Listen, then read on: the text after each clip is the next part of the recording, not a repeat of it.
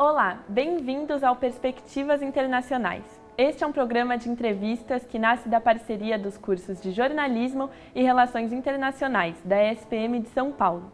Eu sou Beatriz Voltani, aluna de jornalismo, e para realizar essa entrevista aqui comigo temos no estúdio Larissa Kripa, também estudante de jornalismo, Larissa de Roberto, estudante de Relações Internacionais, e nossa professora do curso de jornalismo, Eide Vargas.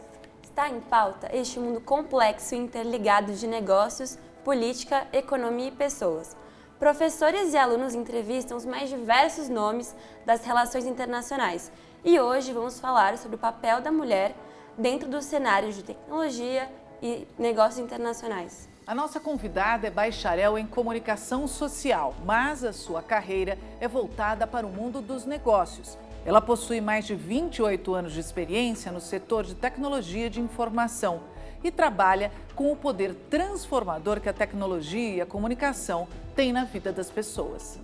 Ela ingressou na IBM Brasil em 2010 e hoje é a primeira mulher a ocupar o cargo de gerente geral da IBM Brasil em 104 anos da empresa no país. Seja bem-vinda, Kátia. Obrigada, Larissa. Obrigada, Beatriz, Eide e todo o time da SPM. É sempre uma alegria conversar com quem escreve o futuro do Brasil. Obrigada a você. E agora roda a vinheta que daqui a pouco tem mais sobre tecnologia, negócios internacionais e a trajetória de Kátia Vasques para vocês.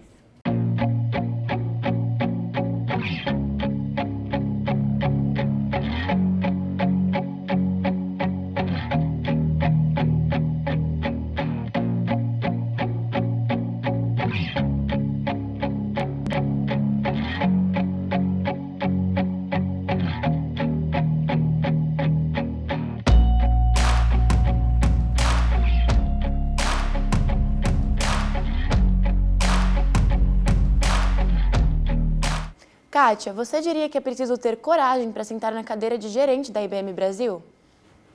Não, eu diria que é preciso ter medo.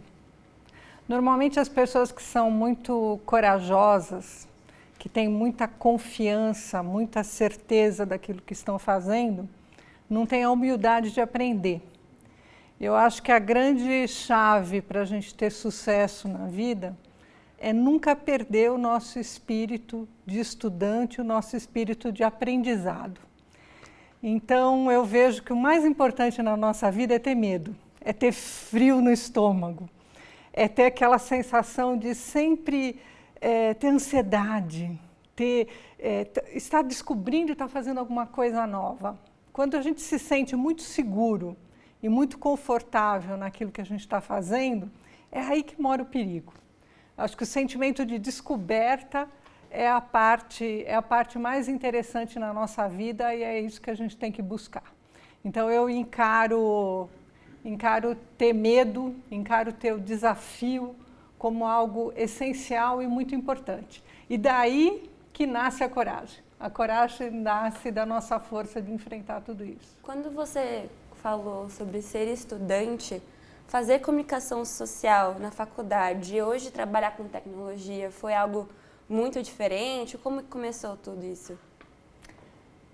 A vida me levou. Como diz aquela música do Zeca Pagodinho, né? Deixa a vida me levar. A vida e assim foi assim. Eu não escolhi a tecnologia me escolheu. Eu escolhi comunicação, porque eu gosto muito de pessoas, eu gosto muito de falar, eu gosto muito de interagir. E desde cedo eu queria trabalhar com comunicação social. Queria trabalhar com gente, queria trabalhar me expressando, queria trabalhar interagindo. Só que quando eu comecei a trabalhar, para vocês, quase na Idade Média, né? Eu me formei na Faculdade de Comunicação Social em 1984, comecei a trabalhar no final dos anos 80, começo dos anos 90. Era uma época que vocês assim, tentam extrapolar que não existia internet, não existia mídia social, não existia todos os recursos que a gente tem hoje. E eu comecei a atuar com pesquisa de mercado em dados de consumo de produtos. E para fazer bem o meu trabalho nesta área, eu precisava coletar dados de mercado e dados também, por exemplo, do IBGE, dados socioeconômicos e tudo mais. E tive que começar a estudar conceitos de bancos de dados, de mineração de dados, de estatística, para fazer bem o meu trabalho de comunicação. E isso acabou me levando a descobrir o poder da tecnologia, porque eu tive que estudar a tecnologia. E aí eu fui fisgada pela tecnologia. Então eu falo que a tecnologia ela me adotou, eu não escolhi, ela me adotou. E aí eu comecei a me aprofundar mais nesta área, especificamente de data warehousing e data mining, né, que é a mineração de dados, analytics e mineração de dados, e acabei construindo uma carreira nessa área. Primeiro consultiva e depois de executiva nessa área, mas foi quase que por acaso, vamos dizer assim, foi indo por construção da vida. E quais foram os principais desafios que você encontrou dentro do Brasil e internacionalmente para consolidar essa carreira na tecnologia, uma vez que você já tinha ingressado nela? São vários aspectos, né? Acho que a gente pode dividir em blocos. Eu acho que um primeiro fator que a gente encontra sempre é a própria educação em si, né? Eu venho de uma família que não tinha muitos recursos financeiros. Então, o meu aprendizado ele sempre teve que ser muito autodidata. Então, eu tinha que buscar o aprendizado aonde ele estava disponível. E isso significava em um filme, em um livro, em uma biblioteca pública. Eu tinha que descobrir qual era a melhor fonte de adquirir aquele conhecimento que eu precisava, que não necessariamente era muito formal, né? Então, acho que romper esta barreira, ela é sempre muito difícil, muito complicada. Um outro aspecto que a gente tem que analisar também, e infelizmente, ele ainda é premente até hoje, que é o fator feminino, sem dúvida, né? Então, começar uma carreira técnica, sendo mulher no início da década de 90, sempre foi algo muito complicado. E o que me ajudou a superar os desafios foram mentorias e redes de apoio. Eu tive o privilégio, e posso dizer até que a sorte, né? Eu tive a sorte de, no meu início de carreira, eu ter trabalhado com uma das primeiras CIOs, com uma das primeiras executivas de tecnologia mulheres do Brasil, né? Naquela época ela já era CIO, que era um cargo importante, numa época que você via poucas mulheres atuando em TI. E ela teve um papel muito essencial na minha vida, porque ela foi capaz de olhar em mim. Eu era formada em comunicação, eu não era formada em TI, mas ela percebeu em mim não os hard skills, os soft skills. Ela olhou para mim e falou assim: a Kátia tem raciocínio lógico, tem habilidade de relacionamento, ela tem a habilidade de integração de fatores e aspectos de negócio que são importantes nesse papel que ela vai executar. Então, ela me ajudou a descobrir aquilo que eu tinha de fortaleza, a desenvolver aquilo que eu tinha de fraqueza e deu para mim uma primeira oportunidade. Então, eu coloco para todo mundo que está começando, iniciando uma carreira, acho que o importante é buscar sempre construir isso, construir redes de apoio, porque é isso que vai te levar para frente, é isso que vai te fazer crescer, é isso que vai te fazer a descobrir, abrir novas portas, eventualmente portas que estão fechadas para os teus caminhos. Qual é a importância da inclusão nesse mundo de tecnologia e negócios? É essencial, porque nós vivemos, como a gente tinha comentado há pouco, a gente tem tanta carência de recursos profissionais e recursos bons, que a gente não pode se dar ao luxo de não pensar em mecanismos que promovam cada vez mais a inclusão social. E isso pode se dar através de programas criados tanto pelas empresas quanto pelos institutos educacionais. Hoje já existe muita coisa disponível, como por exemplo treinamentos online, treinamentos que podem ser acessados de maneira gratuita, programas de capacitação que envolvem grupos comunitários, né?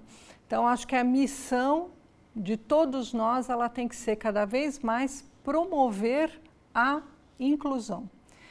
Eu acho que uma das coisas muito bonitas que a tecnologia trouxe também foi a possibilidade, inclusive de pessoas que às vezes têm algum tipo de deficiência física, como por exemplo uma deficiência visual. Hoje a pessoa já consegue ler, interpretar textos de maneira automática, pessoas com deficiência auditiva, pessoas com problema de mobilidade, né? Então acho que a gente já consegue superar tudo isso, né? E criar uma sociedade que seja mais equalitária, que crie oportunidades para todos nós. O mais importante é a gente conseguir juntar todos esses mecanismos e atuar, cada um de nós, como um agente de transformação. Se a gente não fizer isso individualmente e não ajudar aquilo que está ao nosso lado e promover isso em cadeia no nosso entorno, a gente não consegue transformar a sociedade de maneira geral. Nós não somos agentes, nós não somos órgãos políticos, mas a gente tem que ser um agente de transformação. E acho que esse tem que ser o nosso principal papel dentro da sociedade. A gente nunca pode perder esse que é um grande fator da nossa juventude, vamos dizer assim. O Fórum Internacional das Mulheres para a Economia e Sociedade indica que apenas 9% das mulheres ocupam o cargo de CEO de tecnologia. Qual que é a análise que você faz dessa particularidade? Quer dizer, é a vivência do trabalho, é o desafio de ser mulher? O que acontece que só 9% ocupam esses cargos? São muitos aspectos, mas eu acho que o principal é que a gente ainda vive em um mundo que é muito masculino, né? Como a maioria dos executivos ainda são homens, e aí a gente pode até entrar num outro aspecto, que é o aspecto da interseccionalidade, né? Como a grande maioria dos executivos ainda são homens e são homens brancos, apesar de bem intencionados, eles ainda criam programas de desenvolvimento e programas de progressão de carreira que são muito adequados para esse nicho e não são amplos o suficientes para abranger e trazer outros grupos minoritários, né? Então sempre é uma luta, né? Para quem quer começar a se inserir dentro desse grupo, dentro desse bloco, você sempre tem que brigar muito, né? E às vezes as pessoas vão de verdade desistindo ao longo do caminho, por ser muito difícil, né? Eu acho que a gente ainda vive uma situação que precisa ser quebrada na construção de mecanismos de acesso para as pessoas, né? Então, a gente tem uma estrutura ainda muito fechada no grupo masculino e poucas oportunidades. A própria IBM fez uma pesquisa que foi lançada até em 2019, depois ela foi reeditada em 2020, e o período da pandemia também foi um período que foi complicado e que acabou fazendo um retrocesso. Porque se a gente voltar para pensar um pouco também na mulher que estava trabalhando em casa, que estava fazendo home office, né? A gente ainda vive uma sociedade que é uma sociedade criada dentro de um conceito patriarcal, onde a educação dos filhos, a organização das tarefas domésticas e a organização do lar ainda é muito feminina, né? Então, no home office, o homem tinha o direito de parar e se isolar e trabalhar sossegadamente, a mulher não. Ela tinha que cuidar do trabalho dela e de todo o entorno. e muitas também acabaram ficando para trás em uma progressão de carreira, né? Então, eu acho que eu não gostaria de ter que, depois de quase 30 anos trabalhando, né, depois de tanto tempo, ainda ter que ficar falando isso, mas eu acho que é uma coisa que a gente tem que falar consistentemente. A gente precisa de programas e programas que ajudem, principalmente os homens maridos, os homens filhos, os homens gerentes, os homens executivos, a acolher, entender e criar mecanismos de inclusão das mulheres e especialmente das mulheres de grupos minoritários. Aqui eu falo também mulheres em situação de vulnerabilidade econômica, negros, pessoas com deficiência física. Essas pessoas sofrem duplamente, triplamente aquilo que a gente passa. Então, a gente ainda tem todo um contexto que precisa ser trabalhado com muito cuidado e muita atenção para conseguir criar uma sociedade mais equalitária. Você entrou na IBM por meio de algum tipo de ação social para entrar por ser mulher? Como funciona essa parte dentro da empresa? Eu entrei por cota. Inclusão. Muito legal você ter comentado isso, Larissa, porque foi justamente por conta disso. Em 2010, eu já era executiva, né? Eu já comandava aqui no Brasil uma empresa muito importante no segmento de data warehousing. Eu era líder dessa empresa no Brasil. Mas a IBM, em 2010, ela fez um programa muito extenso para ampliar o número de mulheres em cargos executivos. E ela fez um programa específico de contratação de mulheres executivas. Legal. E eu entrei neste programa, né? Então, eu já entrei em uma posição executiva e entrei com um papel muito forte de mentorizar e criar um grupo de sucessoras. Então, eu tinha também como meta, e eu era medido, o meu desempenho era medido também pelo conjunto de mulheres que eu formava e criava anualmente e com progressão de carreira anualmente. Então acho que isso tem que ser, isso tem que ser constantemente incentivado. Você também foi uma mentora de alguém, você também foi uma rede de apoio. Você não acredita nisso? Sim, e isso eu continuo praticando isso constantemente. Eu acho que esse é um papel que todas nós temos que fazer. Até mesmo quem está começando, até vocês, né? Eu acho que eu tenho um papel de mentoria para uma pessoa que está construindo uma carreira dentro de uma empresa. Eu posso auxiliar uma pessoa na construção de uma carreira tanto na área de comunicação quanto na área de tecnologia, mas você pode auxiliar, por exemplo, um estudante de ensino médio, uma estudante de ensino médio que está tomando uma decisão sobre qual curso universitário ela deve tomar, ou uma estudante de ensino fundamental sobre qual curso técnico ela deveria fazer no ensino médio. Então, acho que todos nós podemos exercer este papel de mentoria e de construção de redes de apoio para o crescimento de todos. Acho que isso é algo que a gente tem que buscar. E o que você acha que uma empresa ganha incluindo diversidade no seu ambiente? Inovação, porque você não consegue criar o novo a partir do mesmo ponto de vista. Quando você trabalha com diversidade, você traz contextos diferentes. Porque quando você traz alguém que foi criado em uma situação de vida diferente, que tem um ponto de vista diferente do seu, ela vai analisar um problema e vai construir uma solução de forma totalmente diferente. Então, você não constrói inovação, você não transforma se você não tem diversidade. Esse é o principal ganho que a diversidade traz em qualquer ambiente. Como funciona o mundo dos negócios nesse sistema globalizado que vivemos hoje? não só no aspecto tecnológico, mas no aspecto de negócios de maneira em geral. Hoje a gente vive o que a gente chama de uma economia de plataformas.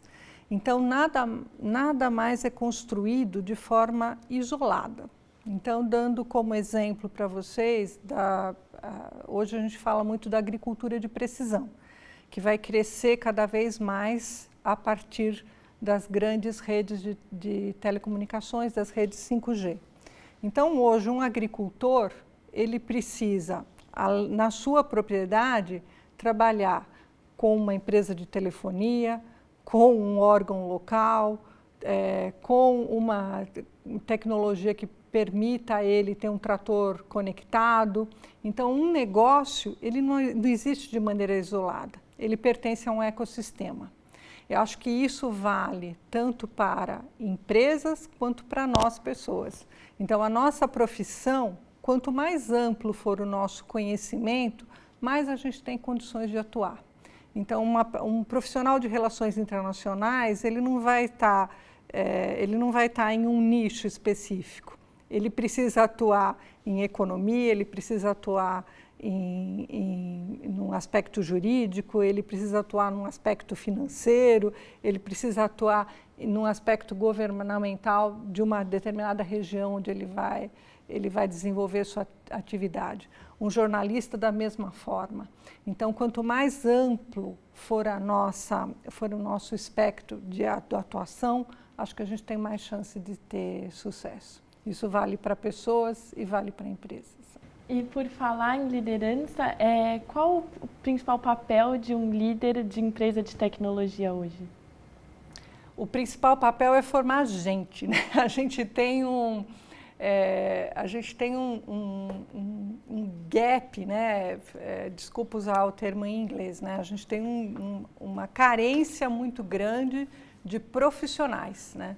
Hoje a gente tem uma quantidade muito grande de novas tecnologias e novas tecnologias emergentes. Quando a gente pensa, especialmente agora, com a implementação das redes de alta velocidade, das redes 5G, você tem uma interseccionalidade de papéis da tecnologia com outros modelos de negócio. A gente já está atingindo o limite da tecnologia tradicional e já está saindo da tecnologia que a gente, do processamento de dados que a gente conhecia, que era binário, e já indo para a computação quântica.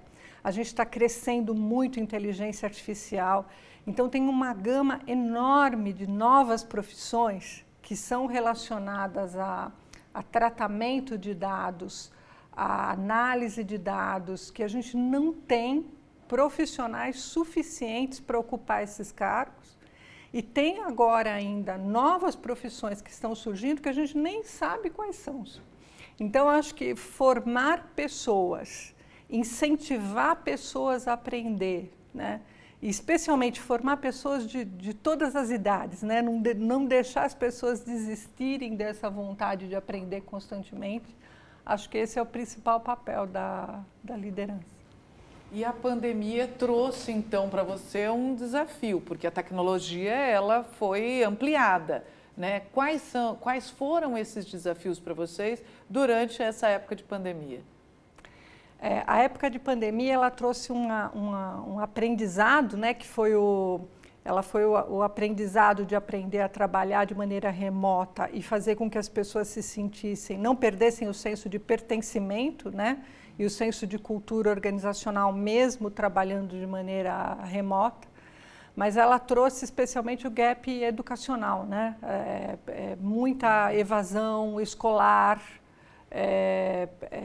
também muitas pessoas que abandonaram uma carreira tradicional para seguir carreiras alternativas, né? Então, a reinvenção dos modelos de trabalho, eu acho que esse foi um dos principais desafios, mas também aprendizados que a pandemia acabou trazendo aí para todos nós. Bom, nossa conversa está chegando ao fim, sabemos como a sua agenda é apertada e a gente agradece demais a sua presença aqui no programa hoje. Muito obrigada, eu que agradeço, eu adoro, como eu disse no começo, eu adoro conversar e especialmente adoro conversar com quem escreve o futuro. Então, Assim por favor, fiquem sempre perto de mim e fiquem à vontade para me convidar sempre que quiserem minha presença. Obrigada. Muito obrigada. Também agradecemos a você que está aí do outro lado da tela. Se você gostou do tema, você pode nos enviar uma mensagem na Agência de Jornalismo na nossa página do Facebook. Obrigada e até o próximo Perspectivas Internacionais.